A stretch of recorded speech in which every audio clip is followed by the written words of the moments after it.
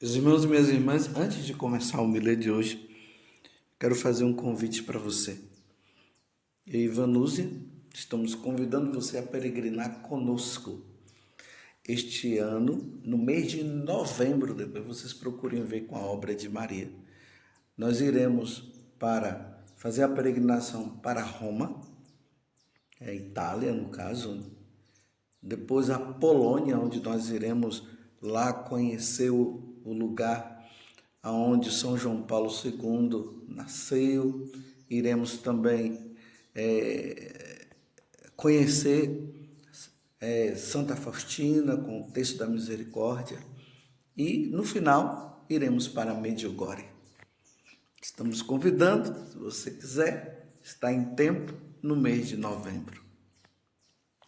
Em nome do Pai e do Filho e do Espírito Santo. Amém. Naquele tempo, Jesus saiu da sinagoga e foi com Tiago e João para a casa de Simão e André. A sogra de Simão estava de cama, com febre, e eles logo contaram a Jesus. E ele se aproximou, segurou sua mão e ajudou-a a levantar-se. Então a febre desapareceu e ela começou a servi-los. À tarde, depois do pôr do sol, levaram a Jesus todos os doentes e os possuídos pelo demônio. A cidade inteira se reuniu em frente da casa. Jesus curou muitas pessoas de diversas doenças e expulsou muitos demônios. E não deixava que os demônios falassem, pois sabiam quem ele era. De madrugada, quando ainda estava escuro, Jesus se levantou e foi rezar num lugar deserto. Simão e seus companheiros foram à procura de Jesus. Quando o encontraram, disseram: "Todos estão te procurando." Jesus respondeu: "Vamos a outros lugares, às aldeias da redondeza. Devo pregar também ali, pois foi para isso que eu vim." E andava por toda a Galileia, pregando em suas sinagogas e expulsando os demônios. Palavra da salvação. Glória a vós, Senhor. Meus irmãos e minhas irmãs, nós entramos agora no tempo comum e o evangelho que está sendo nos apresentado durante este tempo vai ser o evangelho de São Marcos. Ontem nós vimos Jesus entrando na sinagoga e expulsando aquele demônio que possuía aquela pessoa. E nós vimos também as artimanhas do demônio no dia de hoje, o que ele vem fazendo na igreja, fora da igreja, com as pessoas. E Jesus, ele veio justamente para destruir as obras do demônio. Então Jesus estava ali na sinagoga. Para quem já teve a oportunidade de ir na Terra Santa, aqui é a sinagoga de Cafarnaum, fica ali às margens do mar da Galileia. Do lado da casa ou da sinagoga está a casa ali de Pedro, onde estava a sogra dele enferma. É o que nós vimos agora no Evangelho. Jesus cura aquela mulher. E aí a fama de Jesus, ela começa a se espalhar, porque a partir do momento que Jesus expulsou aquele demônio, ontem no Evangelho nós vimos isso. Lembrando que nós estamos no Evangelho de São Marcos, capítulo 1, do 29º até o 39º. Então Jesus, ele termina o Evangelho de ontem falando da fama de Jesus, que foi se espalhando. Olha, tem um homem aí que expulsou o demônio que estava possuindo aquela pessoa. E a fama foi se espalhando.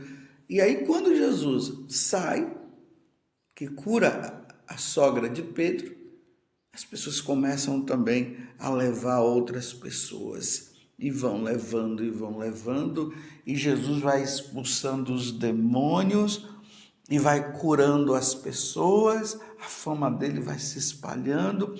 Jesus se retira para rezar. Que é importante, meus irmãos, percebermos isso. Em meio às tantas coisas que nós fazemos no nosso dia a dia, nós precisamos ter o momento para parar e estar com Deus. O horário que Jesus escolheu foi de madrugada. Aqui diz de madrugada, quando ainda estava escuro, Jesus se levantou e foi rezar num lugar deserto. Então, Jesus se retirou de madrugada para rezar, para estar com o Pai, para apresentar ao Pai todas as situações que estavam já acontecendo, mostrando e pedindo ali ao Pai, melhor dizendo, pedindo ao Pai que desse força para ele, para que ele pudesse cumprir bem a missão dele. Jesus parou para rezar. Aqui é o momento em que nós precisamos refletir. Você tem parado para rezar? É interessante que na igreja, aqui falando para nós padres, os religiosos, os missionários, muitas vezes caem num ativismo de trabalho na igreja, de fazer isso, de fazer aquilo, encontro aqui, encontro acolá. Mas as pessoas não param para rezar. Fala-se de Deus, mas não se conversa com Ele, porque a oração é um diálogo, é um momento de estar com Deus. Então entra-se num ativismo, assim como eu falei de nós padres, bispos, os religiosos, os missionários, até você aí na sua casa, ou você que tem um trabalho na igreja, ou vários trabalhos na igreja. Tem pessoas que têm vários trabalhos na igreja, pastoral do batismo, pastoral da catequese, pastoral disso e pastoral daquilo, mas não reza, não para rezar, não se coloca diante do Santíssimo Sacramento, está ali sempre dentro da igreja, mas não para rezar, porque está sempre fazendo alguma coisa. E esse é um cuidado que nós precisamos ter. Precisamos estar com essa atenção, porque isso aqui também é uma ação do diabo, de nós trabalharmos para Deus, mas não termos tempo para estar com Deus. E Jesus, ele mostra aqui, e nós vamos ver, na medida que nós vamos lendo o Evangelho, os Evangelhos, nós vamos vendo que Jesus, ele para rezar, sempre dá aquela parada. Eu pergunto para você, você tem parado para rezar? E olhe bem que o que eu estou dizendo, parado. Não é esse negócio dessas orações com a vida, que as pessoas têm essa desculpa também. Eu rezo com a vida. E rezar com a vida, na cabeça das pessoas, é assim. Tá indo para um lado, tá indo para o outro, tá com o terço na mão, tá indo para trabalhar, vai com o terço na mão, e vai rezando, e tá tudo bem. Mas é preciso que você entenda que rezar é parar, é estar com Deus, Essa ação de estar rezando, e é bonito rezar estar rezando um texto dentro de um ônibus, estar andando, rezando o texto, para estar sempre com Deus. Mas essa ação, ela já deve ser proveniente daquele momento em que se para rezar. Porque quando nós paramos para rezar, nós nos recolhemos diante da presença de Deus. Ali nós meditamos as verdades eternas. Ali nós paramos e ficamos com o Senhor. Ali o Senhor vai nos iluminando, vai nos dando força, vai fazendo com que nós tenhamos o discernimento para as coisas, de sabermos o que é o bem e o que é o mal, o que é o certo e o que é o errado. Por isso essa parada, ela é importante. Porque se nós entramos num ativismo constante, nós passamos a trabalhar para Deus, mas não consultamos Ele, para nós vermos como nós devemos trabalhar. Você está compreendendo? Assim como o nosso corpo, falando de forma mais humana, assim como o nosso corpo precisa descansar, e aí nós dormimos, a nossa alma precisa desse momento de estar diante da presença de Deus. Por isso que ali no Sermão da Montanha, que está no Evangelho de São Mateus, Jesus fala que quando nós formos orar, nós devemos entrar no quarto e fechar a porta. Esse ato de entrar no quarto e fechar a porta é um ato de intimidade. Nós deixamos todas as atividades que nós fazemos e nos recolhemos. E ele me diz, aí ore ao Pai que está presente. Aí ele ensina, no caso, a oração do Pai Nosso. É preciso ter essa parada para ler um livro de espiritualidade, para meditar a Sagrada Escritura, para meditar sobre as verdades eternas. As verdades eternas. Um dia nós teremos que ir ao encontro de Deus. E a minha vida aqui na terra, ela condiz com os ensinamentos do meu Deus. Você está entendendo? E ali vem aquela parada. Eu estou pecando ou não? Eu estou fazendo a vontade de Deus ou não? Eu estou sendo fiel a Deus ou não?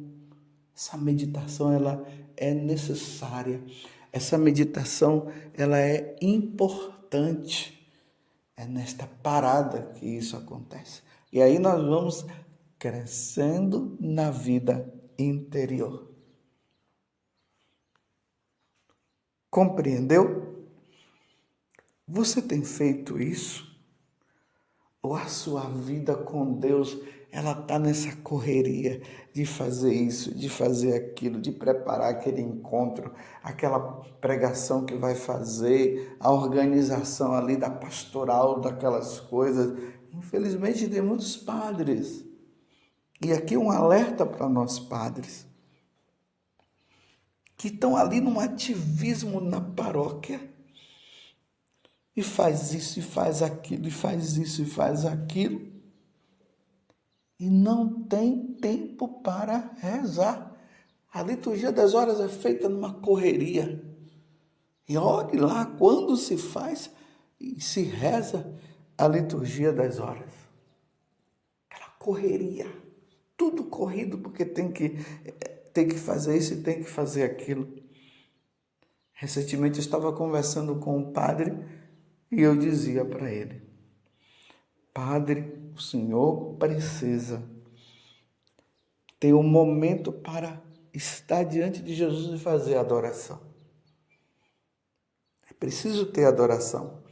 Madre Teresa de Calcutá, perguntando para um sacerdote, disse para ele: você reza? Ele disse: sim, eu rezo a liturgia das horas. Ele disse: é pouco. Ela disse: é pouco.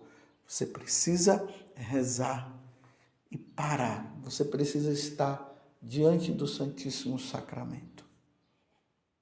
Porque é nessas paradas que os frutos do apostolado vai acontecendo. Você vê aqui que no Evangelho, Jesus, ao estar ali rezando, os discípulos foram atrás dele, as pessoas, e começaram a dizer: Senhor, olha, todos te procuram e tal. Aí Jesus falou o quê? Eu preciso ir agora para os outros lugares. Por quê? Ele precisava dar frutos também em outros lugares, mas esses frutos só aconteceriam a partir dessa parada, desse momento que ele teve para com Deus. Narra-se na história de Fulton Sheen, um grande bispo americano, que ele está no processo de canonização. Em uma entrevista que fizeram a ele, porque ele trabalhava assim pelos meios de comunicação, ele foi um dos que começou a evangelização pela TV e tudo mais. Perguntaram para ele: esse fruto das suas pregações, da vida do Senhor, o Senhor buscou em quem? Foi em algum padre? Foi em algum santo? Foi no Papa? Ele disse: não foi em nenhuma dessas pessoas. Mas o fruto de toda essa evangelização que eu faço é por causa da adoração. E aí ele conta por que ele fazia, 1 hora de adoração por dia diante do Santíssimo Sacramento. Aí ele narrou que no tempo da perseguição, os comunistas, eles entraram numa igreja, prenderam o padre e foram lá no sacrário e jogaram as hóstias consagradas no chão. O padre estava preso e ele não podia ir lá. De repente o padre notou que uma criança, uma menina, viu tudo aquilo e ela ficou lá, escondida, porque o soldado não a viu. A menina, então, esperou o guarda dormir. E quando aquele soldado dormiu, ela foi, adorou Jesus, que estava ali no chão, naquelas espécies eucarísticas, e ela abaixou e foi com a boca dela até uma hóstia que estava ali e ela comungou. O padre sabia que tinha mais ou menos ali umas 22 hóstias. Aí ela foi embora. Ela, naquele tempo, não se podia pegar em Jesus, né? Não se podia pegar em Jesus. Tinha esse respeito a nosso Senhor. Aí no dia seguinte, no mesmo horário, quando o guarda estava dormindo, ela voltou, fez adoração, comungou. E assim, durante todos os dias, até completar a última partícula. Quando completou a última partícula, que ela comungou, o guarda viu. E aí o guarda: o que é que você está fazendo aqui? E levaram essa criança e mataram. Entenderam? Aí Fulton Sheen disse: se aquela menina arriscou a vida para adorar Jesus e comungar, o que é que eu estou fazendo da minha vida? Então ele passou todos os dias a a fazer uma hora de adoração ao Santíssimo Sacramento. E os frutos foram grandiosos na vida de Fulton Sheen. Está entendendo por que eu estou dizendo essa necessidade que nós devemos ter de parar para rezar?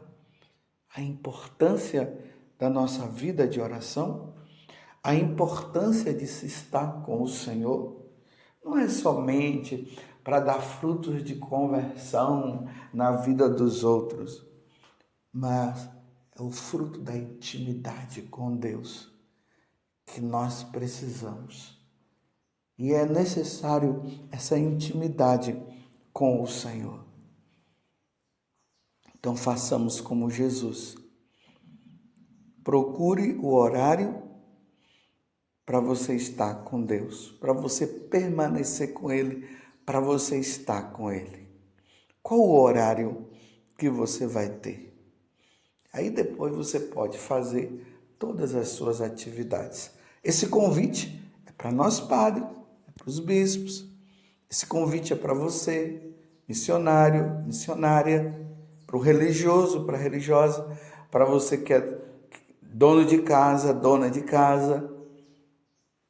Qualquer pessoa precisa ter esse momento para estar com Deus. Louvado seja nosso Senhor Jesus Cristo, para sempre seja louvado, e a sua mãe, Maria Santíssima.